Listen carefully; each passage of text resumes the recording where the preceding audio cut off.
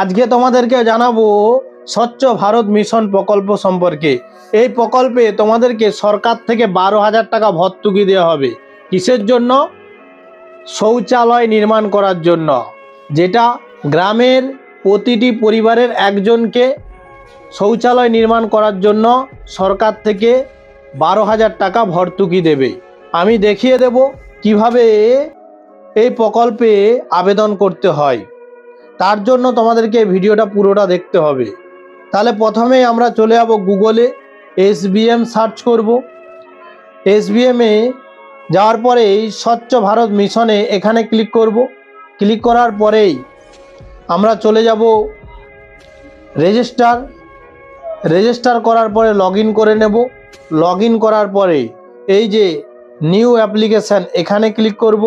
অ্যাপ্লিকেশানে ক্লিক করার পরেই যে ফাইলটা খুলে হবে এইটা পুরোটা পূরণ করতে হবে। পূরণ করা হয়ে গেলেই আপনি স্বচ্ছ ভারত প্রকল্পের মিশনে অ্যাপ্লাই করতে পারবেন। যদি না তোমরা এই ফর্মটা পূরণ করতে পারো, আমি আরও ভালোভাবে বুঝিয়ে দেব কিভাবে ফর্মটা ফিল আপ করতে হয়।